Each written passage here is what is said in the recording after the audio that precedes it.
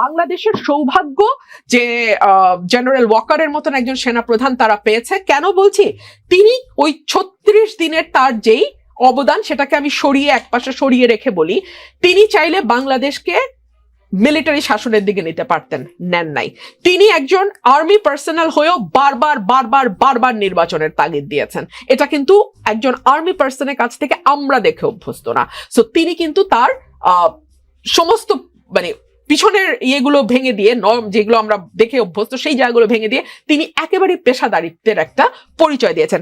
Barrister রুমিন ফারহানা, ইদানিং লক্ষ্য করা যায় যেখানে সেনাবাহিনীর নাম আসে, যেখানে প্রতিষ্ঠান হিসেবে সেনাবাহিনী এবং সেনাপ্রধানকে একরকম দায়ী করার প্রবণতা থাকে, এটা কেন, কারা করে? যারা বাংলাদেশকে অস্থিতিশীল করতে চায়, যারা মুখে বাকি সবাইকে ভারতের এজেন্ট বলে কিন্তু সত্যিকার অর্থে এজেন্ট হিসেবে পারপাস সার্ভ করা যেটাকে বলে সেটা তারা দেশের বাইরে থেকে করে, তারাই সর্বত্র সেনা প্রধানের দোষ দেখে। আমি খুবই বিনীতভাবে মনে করিয়ে দেই, 1 অগস্ট থেকে 5 অগস্ট 2024 আমি নিজে মাঠে ছিলাম।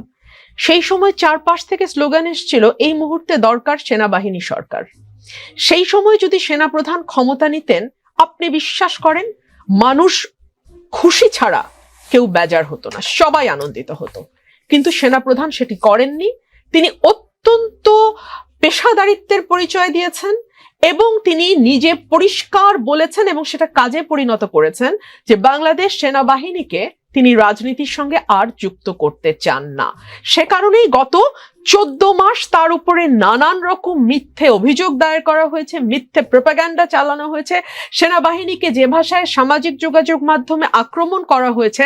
বাংলাদেশের জন্মের পর কোনো আমলে কারো সময় কখনো সেনাবাহিনীকে নিয়ে এই ধরনের চটুল, অসভ্য, সভ্যতা বিবর্জিত মন্তব্য অতীতে হয়নি, কিন্তু এখন হয়েছে। সো তারা সেনা প্রধানকে সামনে রেখে সেনাবাহিনীকে ব্যবহার করে নিজেদের যে ফায়দা হাসিল করতে চেয়েছিল 14 মাসে, তারা মিজারেবলি ফেল করেছে। এবং সেনাপ্রধান শুধু একবার না, বারবার তার প্রজ্ঞা এবং ধৈর্যের পরিচয় দিয়েছেন। কেন? একটু বলছিলেন আনিস আলমগীর ভাই যে আজকে যদি এই কুটা ব্যর্থ, কুতো না, এই গণ অভ্যুত্থানটা ব্যর্থ হতো, বিশ্বাস করেন ওনার ভাষায় উনি যাদেরকে টোকাই বলছেন তাদের কাউকে আপনি খুঁজে পেতেন না, কিন্তু কোর্ট মার্শাল হতো সেনা প্রধানের এবং তার ফাঁসি হতো। এক্সিস্টিং সরকারের অর্ডারের বিরুদ্ধে গিয়ে সাধারণ জনগণের কাতারে দাঁড়াবার অপরাধে ওনার কোর্ট মার্শাল হতো।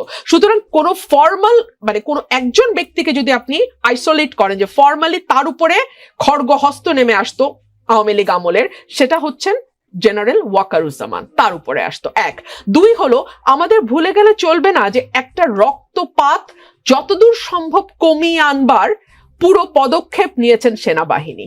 যদি সেনা প্রধানের নির্দেশে সেই সময় সাধারণ মানুষের উপর গুলি চালানো হতো, সরকার তো চেয়েছিল গুলি চালাতে, সরকার তো অর্ডার দিয়েছিল, সরকার তো করেছিল, কারফিউ দিয়েছিল, সেই সময় যদি সাধারণ মানুষের উপর গুলি চালাতো সেনাবাহিনী, আপনি আমাকে বলেন তো রক্তপাতের পরিমাণটা কোথায় গিয়ে দাঁড়াতো?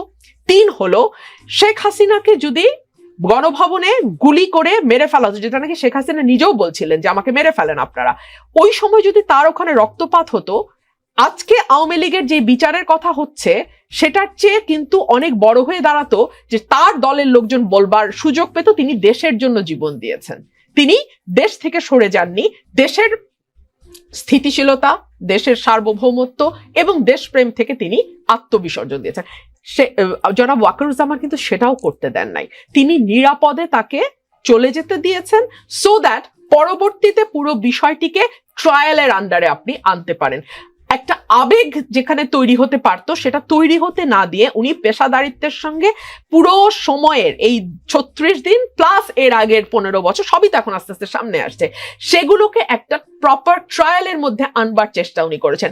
সুতরাং এবং last but not the least, তার সবচেয়ে বড় অপরাধ হচ্ছে তিনি প্রথম থেকে একটা নির্বাচনের কথা বলছেন। এই নির্বাচনটা না অনেকেই চায় না। কারা চায় না? কিছু বিদেশি ইউটিউবার যারা এখন মনে করে যে এই সরকার থাকলে তারা খুবই পাওয়ার এক্সারসাইজ করতে পারবে এবং তারা পাওয়ার এক্সারসাইজ করেও। বেশ কিছু নিয়োগ আমরা দেখেছি সরকারের ভেতরে যেটা একেবারে বোঝাই যায় যে তাদের গ্রিন সিগন্যালে নিয়োগগুলো হয়েছে। সো তারা যে একটা আনহোলি নেক্সাস তৈরি করে একটা আনহোলি পাওয়ার এক্সারসাইজ করতে পারছে। একটা নির্বাচন হওয়ার পরে যখন একটা জনগণের ম্যান্ডেট পাওয়ার সরকার আসবে, তখন এই 2 টাকার ইউটিউবার গুলো ওই 2 টাকা ইনকামের দিকেই আবার তাদের পুরো ফোকাসটা দিতে হবে। তো তারা তো তখন এই যে রাষ্ট্রের বড় বড় সিদ্ধান্তকে ম্যানিপুলেট করা, রাষ্ট্রের কে কোথায় কোন পদে বসবে সেটাকে ম্যানিপুলেট করা, এই কাজগুলো তো আসলে তারা তখন আর করতে পারবে না।